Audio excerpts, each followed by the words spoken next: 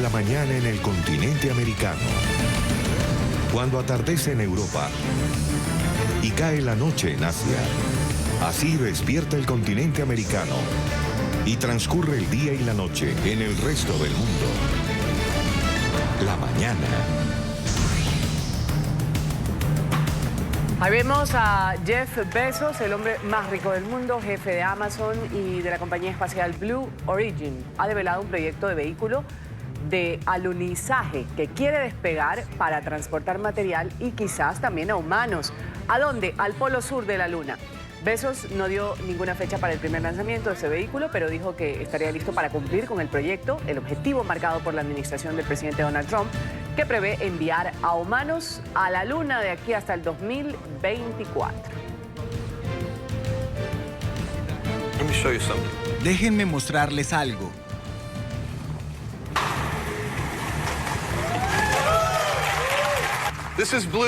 Esta es Blue Moon. Hemos estado trabajando en este módulo de aterrizaje durante 3 años. Es un módulo muy grande. Este es un vehículo increíble y va a ir a la Luna. El vicepresidente Pence dijo recientemente que la política declarada de esta administración y de los Estados Unidos de América es devolver los astronautas estadounidenses a la Luna en los próximos 5 años. Me encanta eso. Es lo que hay que hacer y para aquellos de ustedes que hacen la matemática en casa, eso es en 2024. Podemos ayudar a cumplir con esa línea de tiempo, pero solo porque empezamos hace 3 años. Es hora de volver a la Luna, esta vez para quedarse. Entonces nos fuimos a la Luna en 5 años. ¿Cuánto costará un viaje de esos? Buenos días, bienvenidos todos en este viernes, comienzo de fin de semana, bien informado a través de la señal de NTN 24. Soy Ruth del Salto, un gusto estar con ustedes. Empezamos con el desarrollo de la información. Un golpe parlamentario, así justamente lo ha definido el presidente interino de Venezuela, Juan Guaidó, las acciones recientes del régimen a través de su brazo ejecutor en materia judicial, el Tribunal Supremo. Diputados están en la mira del régimen de Venezuela por haber respaldado presuntamente la llamada Operación Libertad encabezada por Guaidó el 30 de abril. El madurismo ha allanado la inmunidad parlamentaria de los legisladores. Tras la arbitraria detención del primer vicepresidente de la Asamblea Nacional, Edgar Zambrano, varios de estos diputados están buscando refugio en sedes diplomáticas. Pero esta acusación de traición a la patria y otros tantos delitos a diputados que participaron en esta Operación Libertad no ha sido el único ataque a los parlamentarios. Según cifras de la misma Asamblea Nacional, cerca de 67 diputados han sido blanco de ataques. Vamos a revisar. ¿Quiénes están en la mira del régimen madurista? Edgar Zambrano, primer vicepresidente de la Asamblea Nacional. A él el Tribunal Supremo lo halló responsable de los delitos de traición a la patria, conspiración, instigación a la insurrección, rebelión civil, concierto para delinquir, usurpación de funciones e instigación pública a la desobediencia de las leyes y el odio.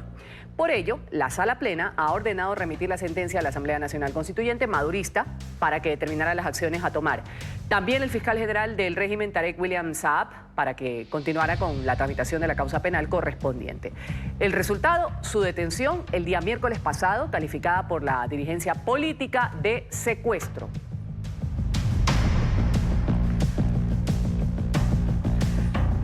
El martes, justamente, otros 6 diputados, en otra sentencia, una sentencia express, rapidísima, emitida por el TCJ, también por el mismo caso. Se trata de Henry Ramos Alup, Richard Blanco, Mariela Magallanes, Luis Florido, Simón Calzadilla y Américo de Gracia.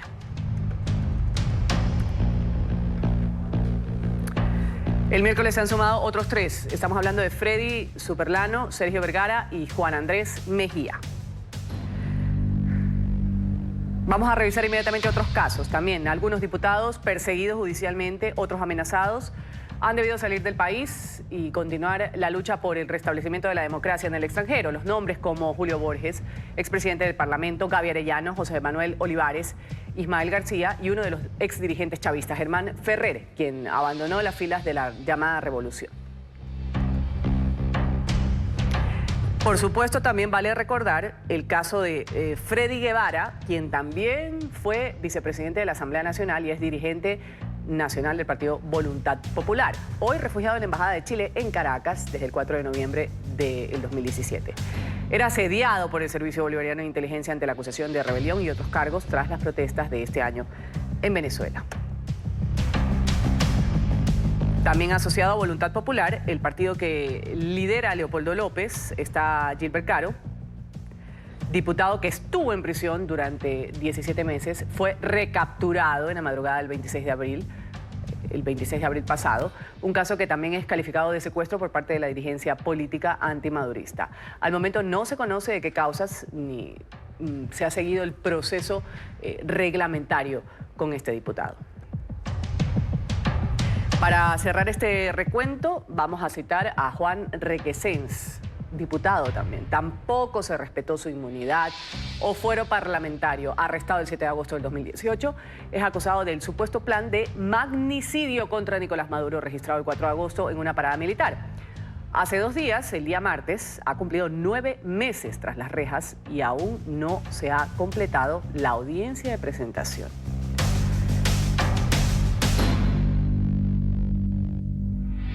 Vamos a saludar en nuestros estudios de NTN 24 a Blanca Rosa Mármol, magistrada emérita del Tribunal de Justicia en Venezuela. Gracias por estar con nosotros. Bienvenida a la mañana. Buenos días, mucho gusto en estar con ustedes y la audiencia. Gracias. Veíamos allá la constituyente, presidida por Diosdado Cabello, decidió en cuestión de horas el allanamiento de la inmunidad parlamentaria de estos parlamentarios. La pregunta aquí es, ¿asunto, esto es competencia de la constituyente o no? Muy buena la pregunta, porque eso es lo primero que hay que plantearse. No lo es en absoluto, porque esa es una constituyente espuria que se conformó sin seguir lo que está establecido constitucionalmente, y todo lo que venga de esa constituyente es absolutamente nulo. Así como es nula su constitución, es nula todas sus actuaciones. De manera que esta constituyente fue establecida única y exclusivamente para ir contra la Asamblea Nacional, que es el único poder legítimo que hoy por hoy tenemos en Venezuela y que el régimen se ha empeñado en destruir. Usted hizo un resumen excelente de todas las actuaciones que se han hecho contra los diputados, que son los genuinos representantes de la voluntad popular en Venezuela. Pero ¿qué hacemos, magistrada? O sea, las cosas están dadas y en Venezuela se dan unas situaciones increíbles en realidad. El TCJ, ordenado por Maduro, un organismo afín al madurismo, esta asamblea constituyente que la mayoría de los venezolanos no reconoce porque no es constitucional, y la Asamblea Nacional, que fue elegida por el pueblo, como usted bien lo dice, no es reconocida por parte del Ejecutivo. ¿A qué organismo se dirige uno cuando pasan este tipo de cosas? Ese es el punto, que en Venezuela es muy bueno que lo hayas destacado. El problema fundamental de Venezuela es la desinstitucionalización. En Venezuela ya no tenemos instituciones. La que debería ser la cabeza del Poder Judicial, que es el Tribunal Supremo de Justicia, es un instrumento de persecución del régimen para la disidencia. Aquí se ha judicializado la disidencia y a la vista está como a todos estos diputados en toda esta sucesión durante el tiempo a la que hiciste referencia se les ha perseguido por diferentes causas y sin respetar nunca el debido proceso.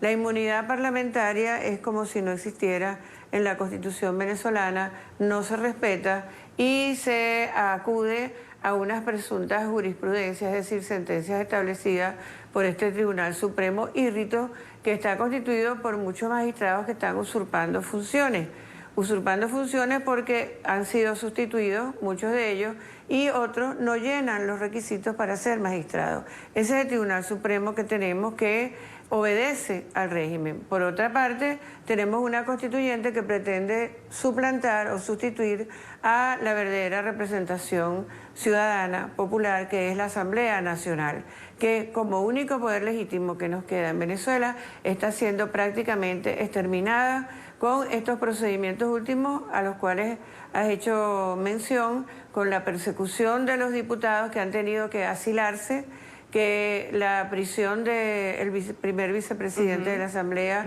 el doctor Edgar Zambrano, y con el atropello de todos sus derechos constitucionales y muy especialmente la inmunidad parlamentaria, que es la protección al ejercicio de la función del diputado y que es lo que garantiza que la población tenga la representación adecuada. Correcto, magistrada. Traición a la patria, conspiración, instigación a la insurrección, rebelión civil, concierto para delinquir, usurpación de funciones, instigación pública, la desobediencia de leyes y el odio. Es una lista enorme. En realidad, empecemos por esto de traición a la patria. ¿Cómo es que al primer vicepresidente de la Asamblea Nacional se lo acusa o se lo señala de esto? ¿Y qué significa en realidad esta figura? ¿Qué contempla el que a una persona se la señale como haber traicionado a la patria? Sí, eso es un supuesto negado en primer término porque se referiría al atentado contra el gobierno legítimamente constituido, cosa que no existe en Venezuela. Nosotros tenemos una persona detentando el poder que lo hace alegando unas presuntas elecciones anticipadas que carecen de toda constitucionalidad. Y por eso es que aquí está planteada unas 3 acciones que se han repetido sistemáticamente y que comienzan con el cese de la usurpación. Nosotros estamos hablando de alguien que usurpa el poder.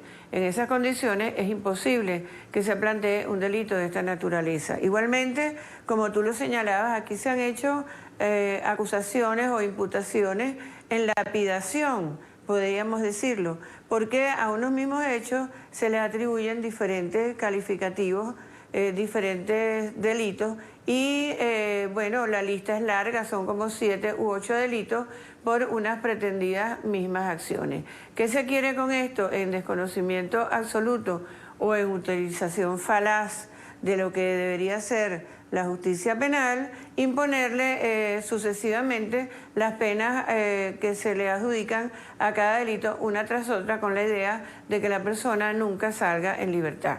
Lo cual tampoco es ni siquiera necesario, entre comillas, en Venezuela porque ya sabemos, y tú mismo lo mencionaste en el recuento, que las personas entran en detención y las audiencias nunca se celebran. Ahí está el caso de Ocariz y el de tantos otros. Está detenido de nuevo Gilbert Caro, no sabemos dónde está, de manera que garantías procesales, debido proceso, protección constitucional, esas son derechos que aquí no se respetan y garantías que no se cumplen. Clarísima la radiografía que ha hecho aquí en la mañana de NTN 24, la magistrada emérita del TCJ en Venezuela, Rosa Mármol. Gracias por haber estado con nosotros. Un buen día para usted. Gracias. Gracias a ustedes por la oportunidad. Gracias, magistrada. Vamos inmediatamente a dar paso a la capital estadounidense. El día de hoy, en la Unión Americana, el Consejo Permanente de la OEA se va a reunir para abordar el allanamiento de esta inmunidad parlamentaria a los diputados de la Asamblea Nacional de Venezuela. Emiliana Molina tiene la palabra hasta ahora. Emiliana.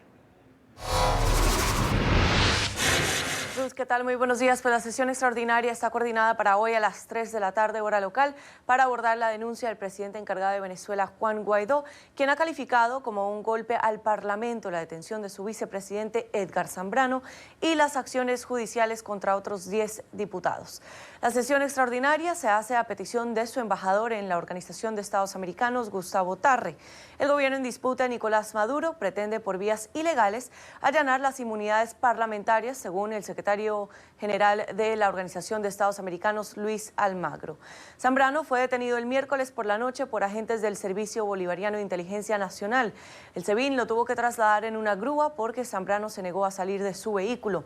Otros 10 diputados, actualmente opositores, han sido señalados por la justicia venezolana en los últimos días y al menos 7 se han visto despojados de su inmunidad parlamentaria y podrían ser detenidos en cualquier momento. El Tribunal Supremo de Justicia y la Asamblea Nacional Constituyente emitieron una orden en contra de los diputados por presunta conspiración y traición a la patria. Ruth, esta es toda la información que tenemos en directo desde Washington. Emiliana Molina, regreso con ustedes.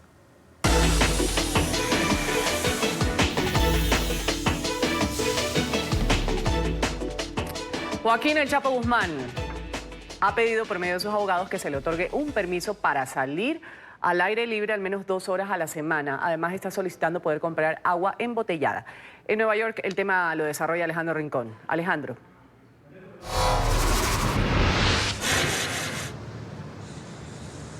Hola, feliz viernes para todos. Luego de pasar 27 meses recluido en el Centro de Correcciones Metropolitano de la ciudad de Nueva York y tras ser declarado culpable de 10 delitos de narcotráfico por la Corte Federal del Distrito Este de Nueva York, Joaquín El Chapo Guzmán, líder del cártel de Sinaloa, a través de sus abogados narra y pide a la Corte a cargo de su causa que se le alivien algunas de las condiciones de confinamiento que enfrenta ahora mismo.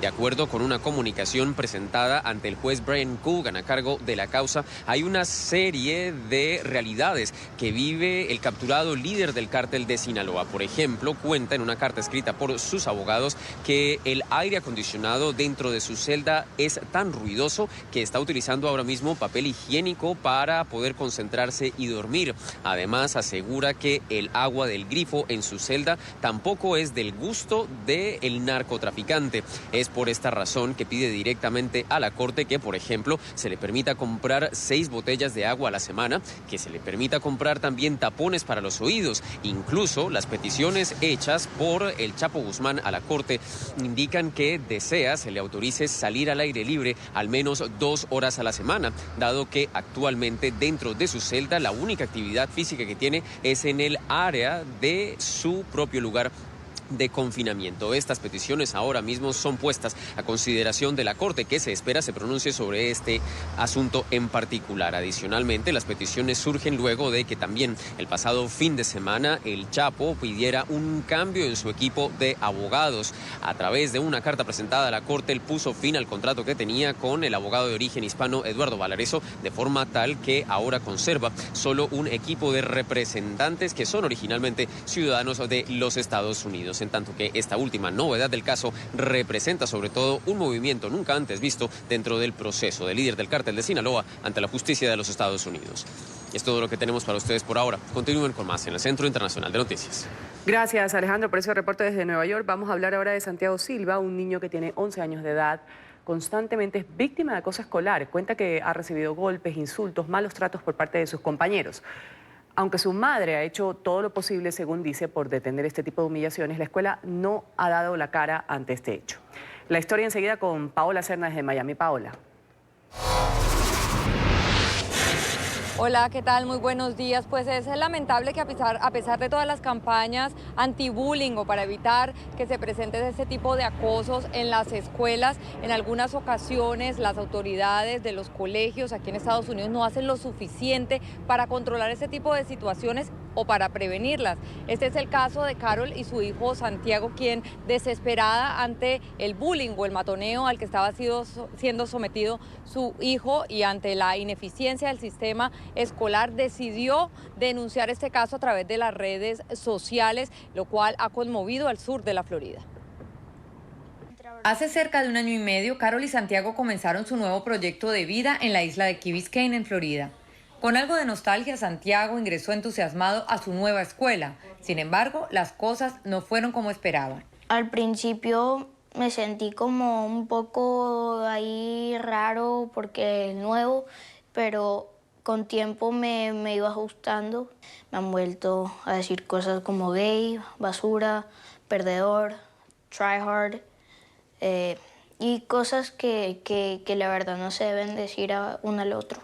Carol notó el cambio de su hijo, pidió ayuda a los maestros de Santiago y aunque las cosas mejoraban temporalmente, pronto regresaban los ataques y los insultos de algunos compañeros. Y la última fue donde dije no más, que fue en la misma semana de que le tiraron también una manzana acabada de comer en la cara, y nadie me notifica. Si mi hijo no me dice, la escuela no notifica. La pasión de Santiago es el fútbol. Cuenta que en el recreo su única opción era jugar con quienes lo agredían y decidió arriesgarse.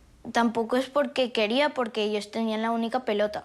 Entonces me tocó o jugar con ellos o no jugar, entonces prefería jugar con ellos y decidí que ignorarlos sería mejor. Desesperada, Carol decidió publicar lo que le ocurría en las redes sociales y de inmediato comenzaron las respuestas.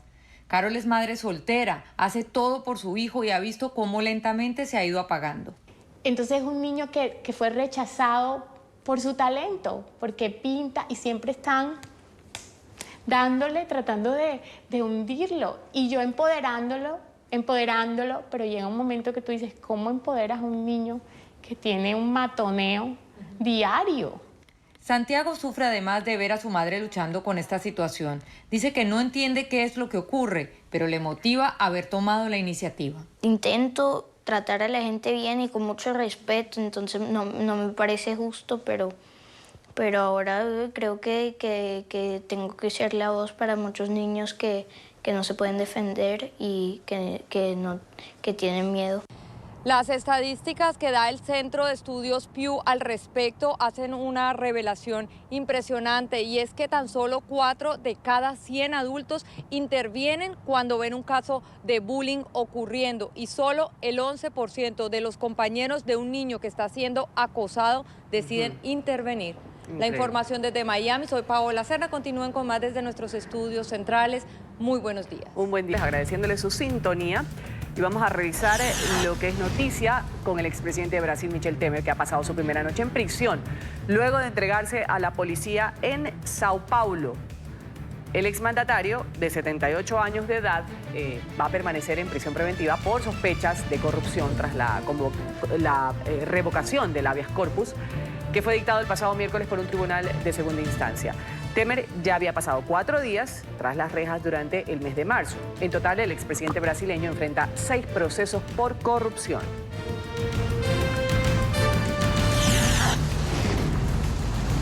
El robo de combustible vuelve a generar una emergencia en México. La petrolera estatal Pemex ha informado que el incendio que se registró en el municipio Reforma, en el estado de Chiapas, fue causado por una toma clandestina de uno de sus ductos. Pese a que el incendio alcanzó grandes proporciones, las autoridades han logrado controlar el fuego y evitar heridos o víctimas mortales.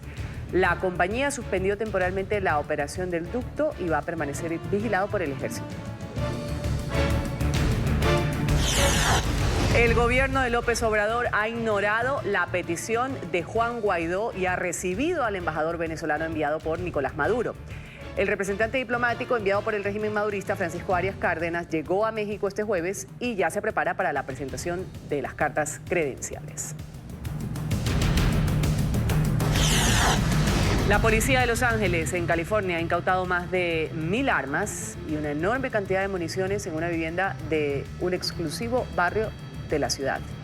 El dueño del arsenal, Gerard Damien Sainz, 56 años, se encontraba en su casa durante la operación y ha sido detenido bajo sospecha de transporte y venta ilegal de armas de asalto. Sin embargo, este hombre ha sido liberado tras pagar una fianza de $50,000. Dentro de la artillería incautada hay fusiles semiautomáticos, escopetas, revólveres y pistolas de distintos calibres. El ex analista de inteligencia del ejército de Estados Unidos, Chelsea Manning, que ahora es mujer, fue liberada tras pasar 2 meses en prisión. Había sido detenida por negarse a declarar sobre su revelación de secretos militares y diplomáticos a Wikileaks. Sin embargo, Manning podría volver a la cárcel, puesto que ha sido convocada para testificar de nuevo y ha anunciado que se va a negar a hacerlo.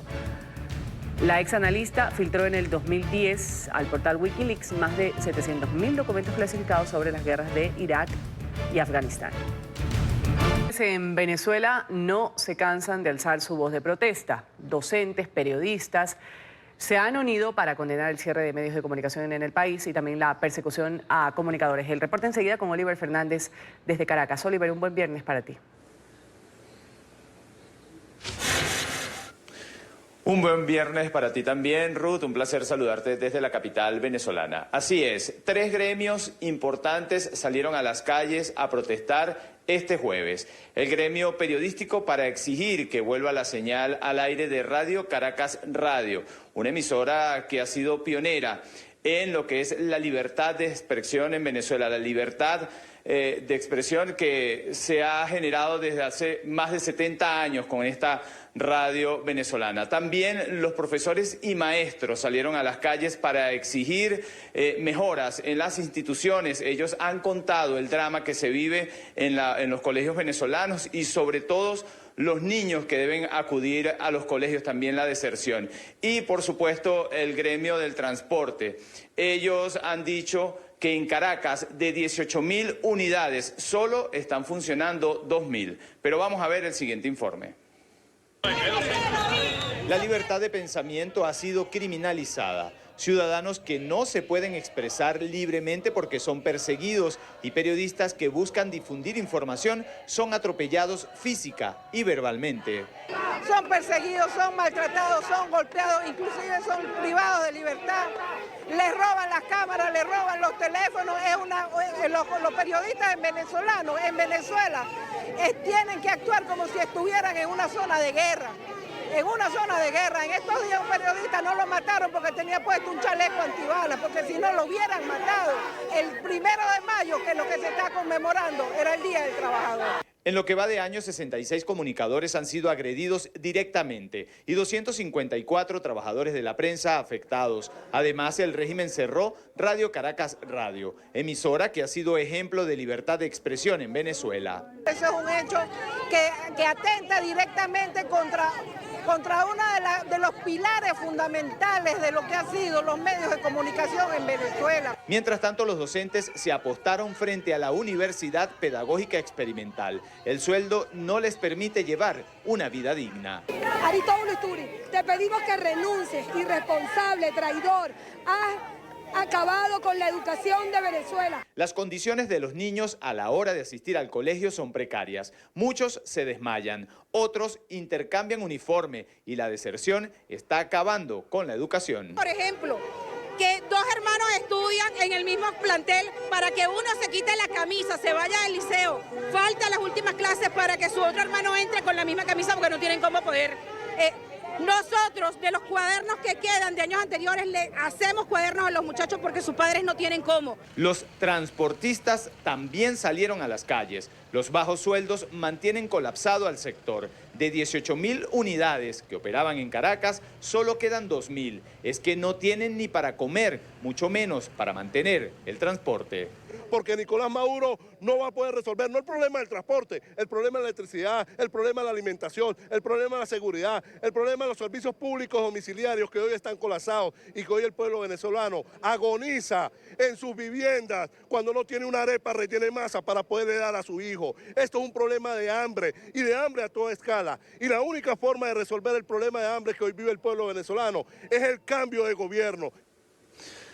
Ruth, hoy los familiares del diputado Edgar Zambrano ofrecerán una rueda de prensa desde las inmediaciones del Palacio de Justicia, luego de cumplirse las 48 horas de su detención que estipula la ley para que sea presentado ante las autoridades. Es la información que nosotros podemos aportar a esta hora desde Caracas. Volvemos contigo a la mañana de NTN 24. Oliver, gracias por tu reporte desde la capital venezolana.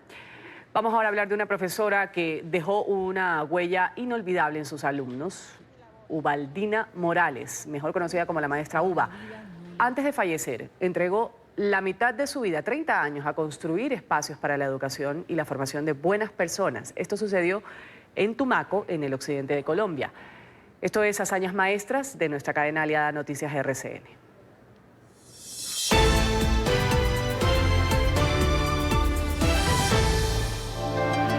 7 días antes del accidente recorrimos con ella la misma vía en el mismo carro en el que fue su último viaje en la institución educativa San José de Caunapí. Es mi labor hasta cumplir mi edad y si Dios me lo permite. Pero la vida no le alcanzó. De sus 62 años, 30 los dedicó a enseñar. Muchos de ellos fueron gratis porque no recibió sueldo. Incansable en su labor, construyó varias aulas en este colegio con aportes de los padres de familia. No me siento cansada, me siento con fuerzas y cada día llego a mi casa pensando qué voy a hacer el día de mañana. Creó la educación para adultos y un proyecto ambiental. Otra sede del colegio también es obra suya. Usted es profesora y constructora. Yo soy ingeniera. Ingeniera de seres humanos. A 5 kilómetros de allí, donde una tubería de crudo se asoma, decidió construir una escuela porque los niños no llegaban al colegio. Primero fue de plástico, después de madera y finalmente de concreto. Aún se ven las huellas que dejaban los artefactos utilizados para violentar la tubería, pero en medio de la guerra también triunfó la educación. Esos son los estragos de la guerra, como podemos llamarlo. Ella les guardó su lugar y por eso en la eternidad ella tiene el suyo bien ganado. Hasta siempre, profe Uba. Cada día llego a mi casa pensando qué voy a hacer el día de mañana. Para la profe Uva no habrá un mañana en este mundo, pero personas como ella siembran tanto amor que logran vivir por siempre. Su legado va más allá de la nota de un examen. En el aula de clases se puede transformar a los seres humanos, en el aula. Afuera en la calle no, porque la calle no le ofrece cosas buenas a uno. Y ella sí lo logró. Creó la educación para adultos y un proyecto ambiental. Otra sede del colegio también es obra suya. Usted es profesora y constructora. Yo soy ingeniera. Ingeniera de seres humanos. A 5 kilómetros de allí, donde una tubería de crudo se asoma, decidió construir una escuela porque los niños no llegaban al colegio. Primero fue de plástico, después de madera y finalmente de concreto. Entonces con los niñitos recogíamos toda la piedra del camino y íbamos haciendo caminito. Aún se ven las huellas que dejaban los artefactos utilizados para violentar la tubería, pero en medio de la guerra también triunfó la educación. Enfrentamiento y mire. Inestable sigue siendo el estado de salud del diputado oficialista Héctor Olivares, víctima de un ataque armado. El día de ayer en las afueras del Congreso de Argentina, el parte médico más reciente ha señalado que el político recibió uno de los proyectiles en el abdomen que lesionó órganos vitales como el hígado, el colon, el páncreas y las vías biliares. Olivares permanece en terapia intensiva. Corea del Norte ha llevado a cabo un simulacro de ataque de largo alcance que fue supervisado por Kim Jong-un. El régimen de Pyongyang ha explicado que las maniobras se realizaron con el objetivo de evaluar y de chequear también la capacidad de reacción rápida de las unidades de defensa. El ensayo del día viernes se registró tras una serie de lanzamientos de misiles de corto alcance. Amenaza cumplida. Ya esta madrugada ha entrado en vigor el aumento de los aranceles impuestos por el gobierno de Estados Unidos a China, tal y como lo había anunciado el presidente Trump hace 5 días. La medida significa un aumento acelerado del 10 al 25%. Esto representa un incremento de impuestos por más de 200.000 millones de dólares al gigante asiático. Las negociaciones están avanzando. El gobierno chino ha informado que habrá medidas recíprocas. El recrudecimiento de la guerra comercial eleva la tensión entre ambos países. No paran las reacciones contra la detención del diputado de la Asamblea Nacional de Venezuela, Edgar Zambrano, a manos del régimen de Maduro.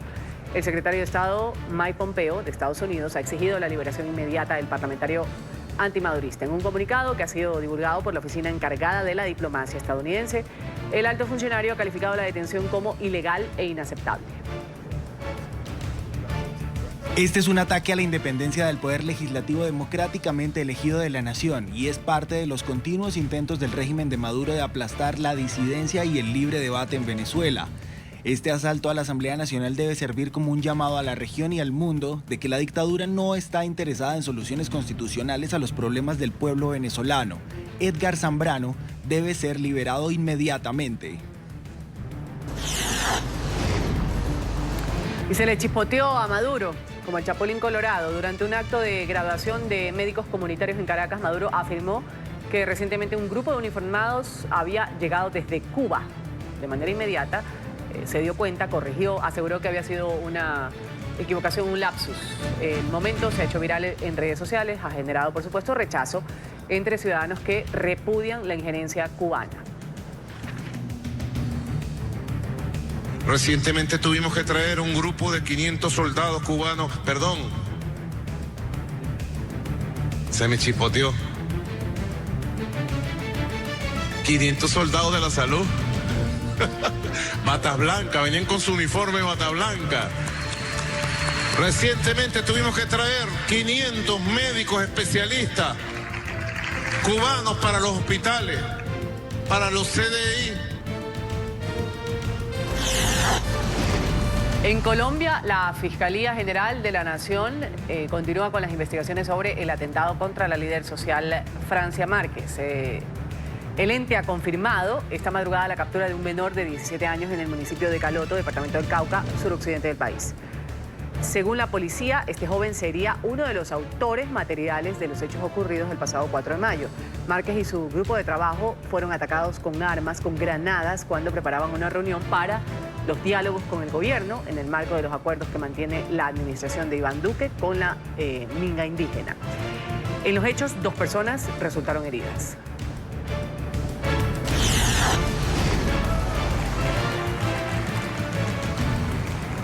Jeff Bezos, el hombre más rico del mundo, jefe de Amazon y de la compañía espacial Blue Origin, ha develado un proyecto de vehículo de alunizaje que quiere desplegar para transportar material y quizás a humanos al polo sur de la Luna. Bezos no ha dado una fecha para el primer lanzamiento de este vehículo, pero dijo que estará listo para cumplir con el objetivo marcado por la administración de Donald Trump, que prevé enviar a humanos a la Luna hasta el 2024. Déjenme mostrarles algo.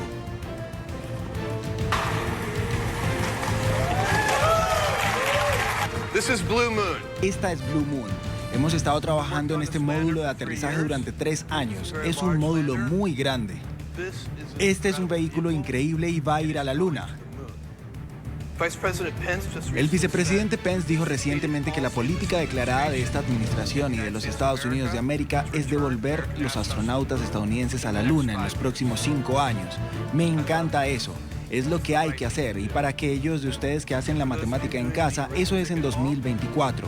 Podemos ayudar a cumplir con esa línea de tiempo, pero solo porque empezamos hace 3 años. Es hora de volver a la Luna, esta vez para quedarse.